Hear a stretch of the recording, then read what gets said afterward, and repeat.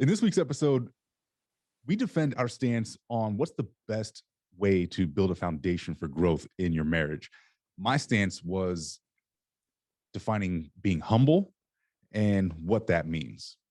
Yeah, and my stance leaned more using the word vulnerability and kind of diving into what all that entails. So stay tuned to hear the full conversation. Man, so listen here. We are probably to the very end going to butt heads on this topic. Um, and I don't even know that there is another word for my point that I'm trying to make with this. I've been thinking about this for a while. It started when I was listening to some excerpt from some video, and they were talking about vulnerability. And I know we on the podcast have spoken a lot about being vulnerable and how that's a necessity in your marriage. Um, but I started looking up the definitions, and it was rubbing me the wrong way. And it might just be because of the words and not so much about how we interpret it in society.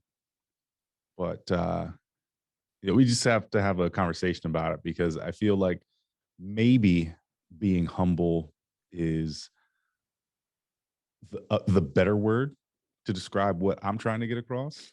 Mhm. But you're going to lean heavy into vulnerable being the appropriate word. Yeah, let's hash this out. Yeah. So let me just read the top definition off of vulnerable, and this will spark the conversation right off the jump. Vulnerable, capable of or susceptible to being wounded or hurt as by a weapon. No. Right. Like, I'm okay with knowing that there are going to be spaces in my marriage where my wife might say something that hurts me, right? Because I'm choosing to love her no matter what, Yeah. right? But I'm uncomfortable with the thought that I should expose those vulnerabilities so she's more capable of hurting me. Yeah. It does not sound like anything you want to do, period. Like, just off the top, being vulnerable in anything, much less in marriage, right? But the susceptible part is what is probably one of the main things that I'm okay with, because if you're susceptible, that means you're open to it, and you see this area that could be, but you're still in there. If we're using the weapon or the war context, like we're actively in the battle, so there is somewhere where we could be hurt, but we're trying not to, and someone may find it. But if we're talking emotionally or out there, like where we need to be with our wives, that really means we're putting it all out there. Like, you're only susceptible to harm when you're laying it all out there and doing your best or giving the most effort. Does that make sense? That makes sense. Yeah, it definitely makes sense. And being vulnerable, I like the idea that, my wife being by my side and battling with me, right? So if my vulnerabilities are exposed to the outside world, then it's great to have my wife to help protect those vulnerabilities, and I'll do the same for her. Right. But to have those exposures and to have my wife attack them sounds counterintuitive. It sounds scary. Yeah, it sounds scary. Yeah. It sounds to me like something that shouldn't happen. Right. Now, again, I understand that it is inevitable. We're human, right? There's going to be spots of weakness where, you know, one is just going to take that opportunity. You know, maybe I hurt her for some reason. She's like, yeah, well, stab. Right. Right. So I get that. Um, I just don't feel like that should be the dynamic in a marriage. I I think that we work to be less vulnerable, right? We work maybe early on in our marriage where we're working through things, then we our vulnerabilities are exposed, right? Because we don't necessarily know what our vulnerabilities are until someone points them out. Or if we're, all in enough to see that they're vulnerable, right? If we're gonna use this as a weapon and we're a soldier type of thing, like you don't know that you're vulnerable necessarily until you're in the battle, right? The vulnerabilities don't really matter unless if you're on the sidelines or if you're not called in, but they only really matter when you're in the heat of conflict or battling with someone. So naturally you don't even care as much to think about it until you're in that space. So with our wives, um you don't you might not know your vulnerable spaces emotionally until you're engaging with your wife in conversation or interactions, and then something pops up. So for me, that is a growth. Excuse me, it's a showing of growth because you've had those conversations, and sometimes we grow and it's not so fun, right? So it might be an argument, it might be like you said, a get back, or something like that that doesn't feel good, but at the same time, once you have that moment and you healthily work through it, then that vulnerability becomes like the the foundation of growth in your marriage and the foundation of becoming stronger in your marriage. So it's not something that necessarily sounds fun or is fun, but afterwards you can look back and see that you have grown immensely and probably together, as you conquered through whatever that vulnerability is. Yeah. And I like that idea of foundation of growth, right? Um, we talk a lot about the foundation of growth in a marriage being communication, right? Relationship building. And I think this is a good point to bring in the word humble, right? So, and first definition I found was not proud or arrogant. Okay. Um, which I like, Yeah. fits for me. That's In, that one's okay. right. Which I feel like those are things that make it easier to build a foundation of growth. It makes it easier to communicate, right? It's a good basis for relationship building. Um, the when I think vulnerable, I think more along the lines of weakness. Yeah, see, I found, talking about vulnerability, it it does kind of sum up being weak, but it also says, I found a definition that says weak or poorly defended, right? So if you no one wants to even think that, right? Everyone wants to have a strong defense, fortress, all that, right? But there are places in our life that might not be as strong as we think they are. And that vulnerability, like having that pointed out, is can turn into positive, can have a positive effect on our marriage, right?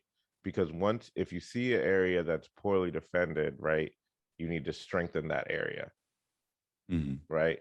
Um, Now, I'm thinking probably like poorly defended is because I'm thinking of like the walls we put up emotionally with our wives, or maybe just me. I'll talk about me, right? So Okay. if I put up a wall, um, but it needs to come down for our marriage to grow, Mhm. maybe it's like just a wall of like I'm of non-communication, or a wall of deflection, right? So I don't have to deal with something. That is a poor defense of our marriage because, like you said, it's all about communication building, relationship building, and you can't do that if I'm deflecting or not communicating. So that wall in general is poorly it's a space of poor defense for our marriage. That wall needs to come down. So if you think of it that way, then maybe vulnerability isn't so bad.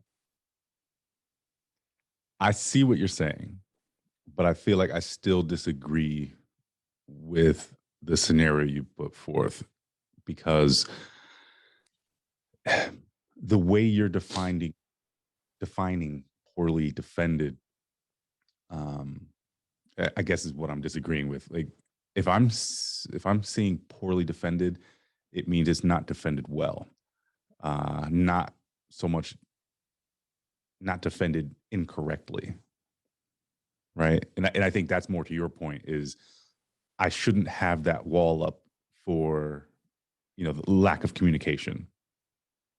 So Yeah. so and I can see that the word could be used both ways poorly.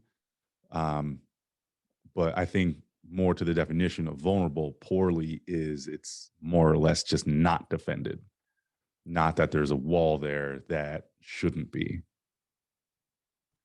Gotcha. No, I see, yeah, I see what you're saying. So like the defense should be stronger where it is. Like it should be defended and it should be strong. That's what you're thinking. Yeah. Gotcha. Yeah, yeah. I mean, in that thought process, yeah, it doesn't feel good. Yeah. So yeah, I You mean, know, here's the thing. So just people out there listening, so you understand fully where I'm coming from. I understand the need of this space in a marriage. Okay. My internal battle right now is more for what word is it that should fit this space. And I simply, just to reiterate, feel like vulnerable may not be the word, right? So what word can I use to fit in this space to make me feel more comfortable about bringing those walls down, right? Because to Paul's point, I shouldn't have this, you know, inability to communicate. So I put a wall up there and now that impedes my marriage. I get that. To bring that wall down, for me, I feel like, and this might be what you're trying to explain to me, I feel like if I'm able to bring that wall down,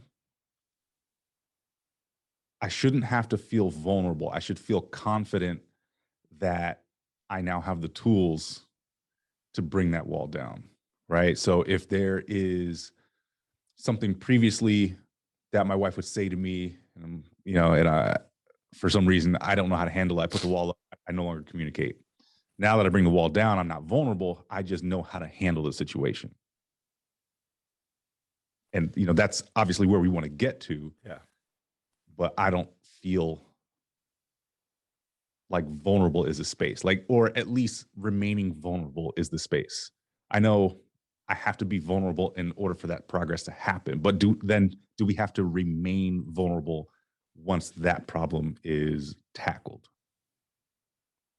Yeah, I think in that space, you will no longer be vulnerable in that specific situation, but Mhm. there may be other areas that you would be vulnerable. But I think I might have found a definition of vulnerable that might help you.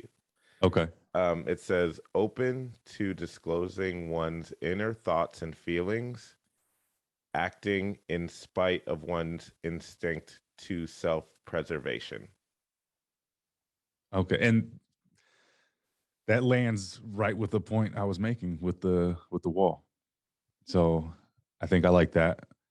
Um, with the caveat that we get past that point, right? Yeah. And I I'm all about being able to handle myself, right? And my background. Hmm. Um, I don't care to show weakness. Um, I feel like as a man, I would assume no man really cares to show weakness, right? Uh, whether it's in your marriage or outside of it, it's not what we're built to do. Would you agree? So I it think takes that, order to in order to get over that hump. yeah, I think we are set up in our society to not show weakness, but Mm. but that is not. I don't know if that's ultimately the best for us because then we are struggling to figure out how to.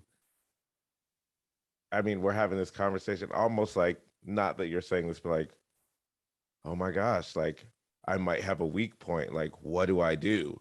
Like, but we're not perfect and we are weak in certain areas, Yeah. but we're built to. Our society says no, you cannot show it, Hmm. but that's not like, in essence, we're quote unquote wasting time and space because we haven't been taught how to show weakness and get past it.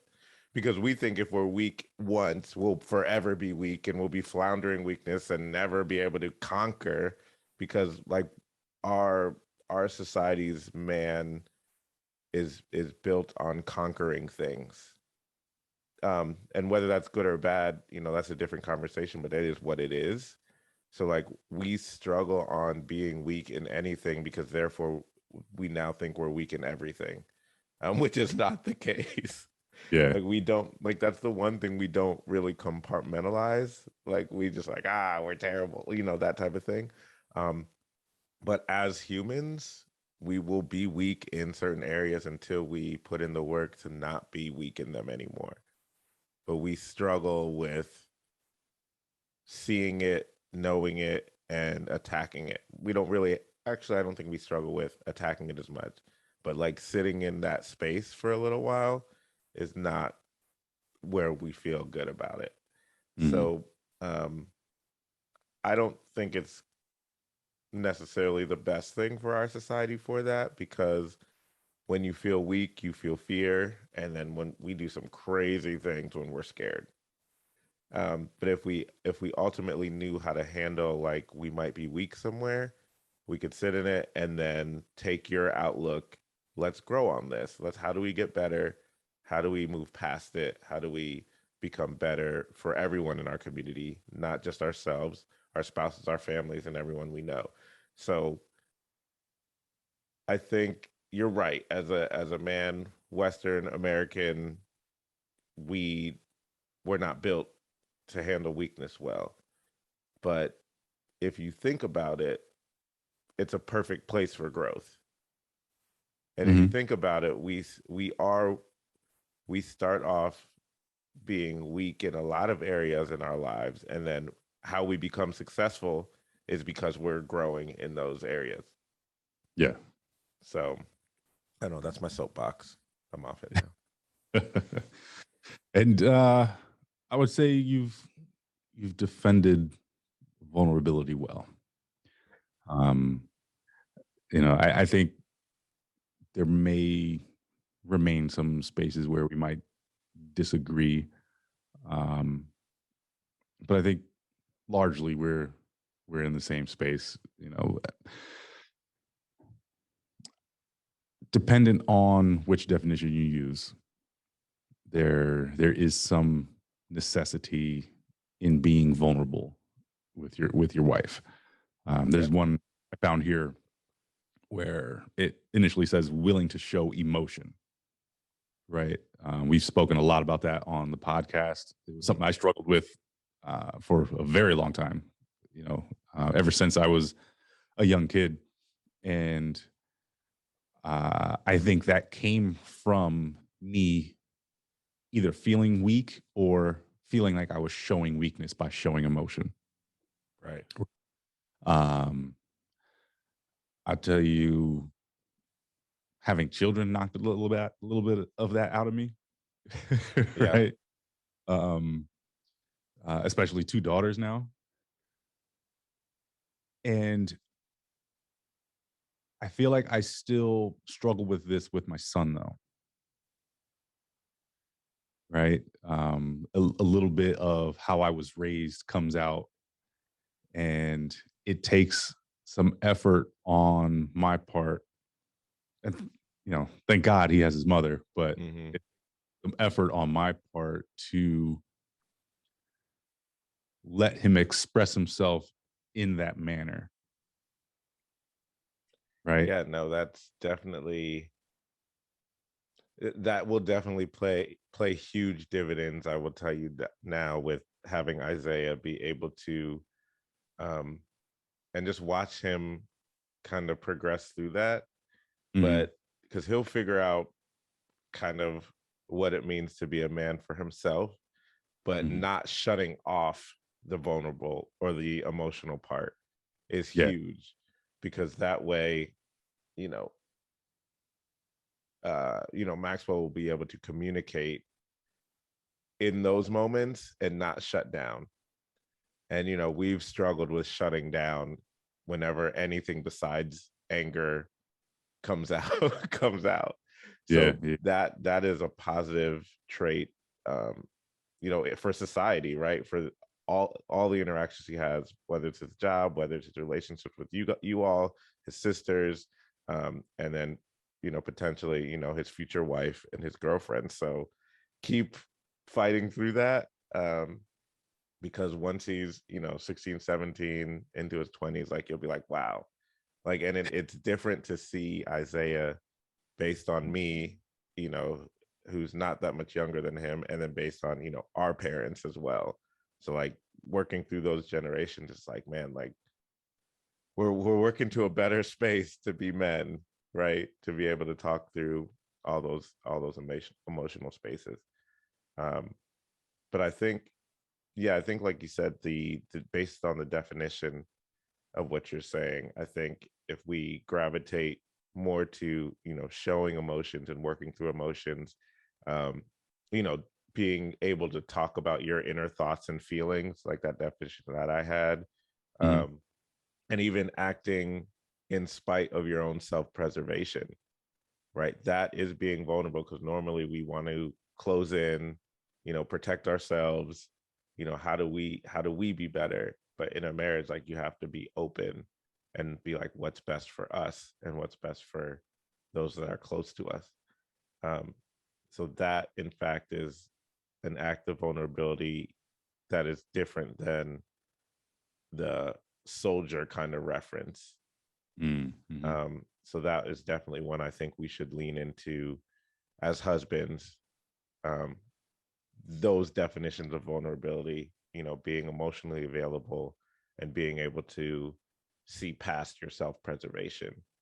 I can get with being a little put off from the initial ones that we talked to, but if we're talking about being open to our spouses, like, we definitely have to do that. I agree. And then really talking about my son again, I am working on finding what the limit is, right? Because he's around 3 females all day, right? I don't want him, and whether this sounds bad or not, I don't want him to adopt all of what they do. Okay. Um, because like my oldest, Cheyenne, is very emotion heavy, right? Really to the point where there's like, what's the word I'm looking for?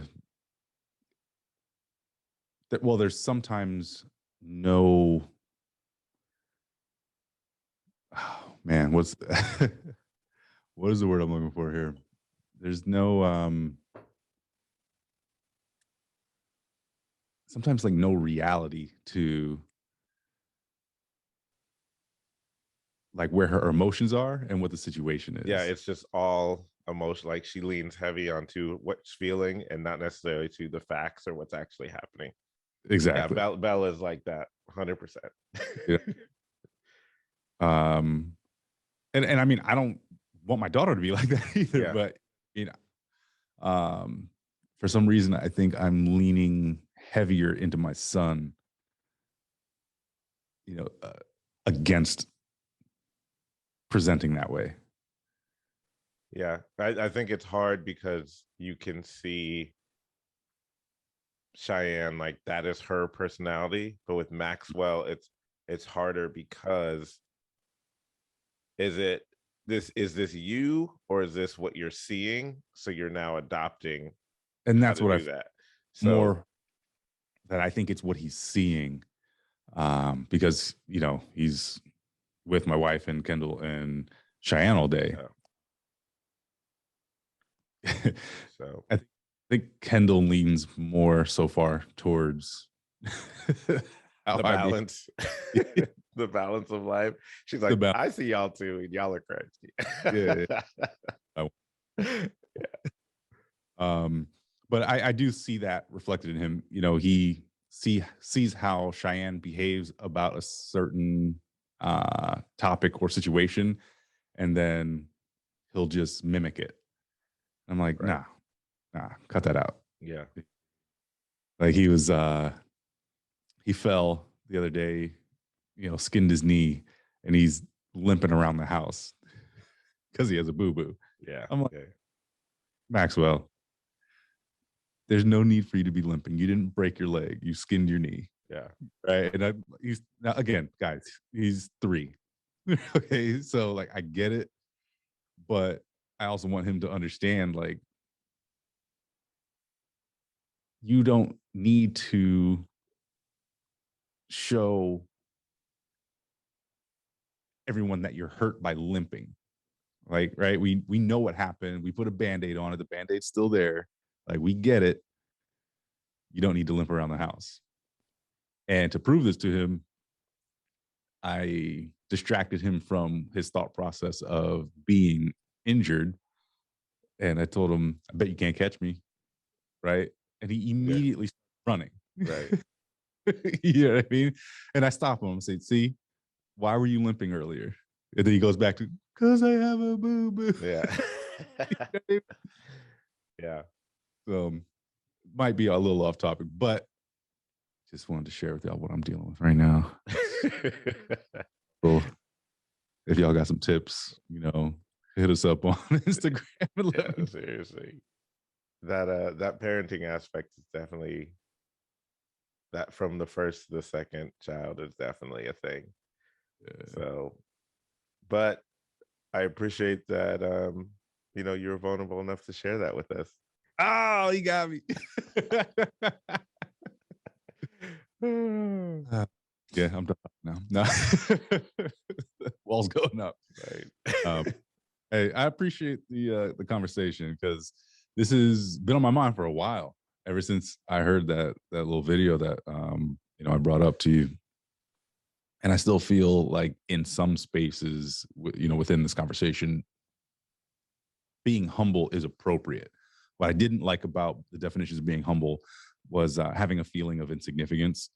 Right, that should never be in marriage. or feeling low in rank, which is another definition that I found with being humble. Um, so I feel about 98% convinced that vulnerable is the way to go. But that's the beauty of the English language.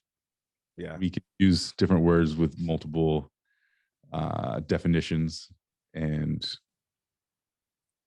when you use a word, not all definitions have to apply when you use the word. Right. Which out of that comes, make sure we're using a little bit of both, or probably a lot of both. A lot of humility and a lot of vulnerability, especially on the emotional end. And I think we'll be in good shape as husbands. Yeah.